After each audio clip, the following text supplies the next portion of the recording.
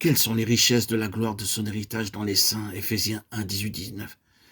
Ceci est la deuxième requête de la prière de l'apôtre. Quel est l'héritage de Christ dans les saints? Quelles sont les richesses de la gloire de Christ dans les saints? La réponse est que les saints doivent apporter à Christ les moyens de la manifestation universelle de lui-même, selon le dessein de Dieu à son égard. C'est une partie de l'arrangement décidé lors de ses conseils de la divinité, qu'il sera la plénitude centrale, mais que cette plénitude ne devait pas être manifestée, présentée de manière isolée. Il n'y aurait aucune finalité en cela, car il y aurait pu l'accomplir dans la divinité sans recourir à l'incarnation. Il aurait pu posséder la plénitude de cette manière, et c'est ce que la lettre aux Philippiens dit. Il était égal avec Dieu, il avait toute la plénitude, mais il s'en est dépouillé lui-même. Et pourquoi? Afin que d'autres puissent être amenés dans la plénitude, qu'il puisse ne pas tout garder pour lui-même. C'est ce que Satan souhaite faire. Le Seigneur Jésus s'est dépouillé afin que d'autres y prennent part. L'apôtre dit qu'il y ait donc en vous cette pensée. Philippiens 2, 5. Si certains d'entre vous sont enclins à revendiquer leurs propres droits, rester sur leur position dans le but de garder les choses pour eux-mêmes, ils violent l'esprit même de Christ qui a abandonné ses propres droits afin que d'autres puissent y accéder et en bénéficier. Ainsi, l'héritage de Christ consiste en ceci. Il a été fait héritier de toutes choses. Mais il peut disposer de tout uniquement parce qu'il a les saints et il ne possède toute chose-là qu'à travers et dans les saints. C'est une partie de l'arrangement de l'accord.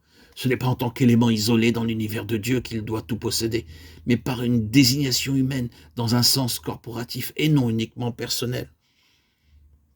De sorte que le Seigneur Jésus ne puisse pas entrer dans tout ce que Dieu a éternellement conçu pour lui, afin qu'il ait l'Église et que celle-ci parvienne à la pleine connaissance de lui-même. L'Église est appelée son épouse, et il revient à celle-ci de manifester sa gloire. Ces gloires doivent être révélées par l'intermédiaire de l'épouse. Vous vous souvenez du serviteur d'Abraham qui est allé chercher la fiancée pour Isaac, et la dernière carte abattue pour obtenir le consentement de cette jeune fille fut d'exhiber les richesses de son maître et de lui en offrir. Lorsque ces choses ont été étalées, elle donna sa réponse, « J'irai ». Genèse 24, 58. Elle devint le moyen par lequel les richesses de son fiancé furent manifestées. Comment les autres personnes de sa famille, celles de Rebecca, ont su quel genre d'homme était cet Isaac, s'il était un mendiant ou un prince? Le serviteur, ayant avec lui ce qui lui appartenait, leur a montré ses richesses, ses bijoux, et ils ont su quel genre d'homme il était. En tant que type, le serviteur représente le Saint-Esprit qui prend les choses de Christ pour les montrer à la future épouse, afin que celle-ci puisse devenir le canal de la manifestation de sa royauté, de sa gloire, de son abondance et de ses richesses. Son héritage dans les saints. Lorsque vous arrivez à la fin du livre de l'Apocalypse, à la ville qui descend du ciel, venant de Dieu, ayant la gloire de Dieu, paraît comme une épouse pour son époux, son éclat est semblable à celui d'une pierre très précieuse.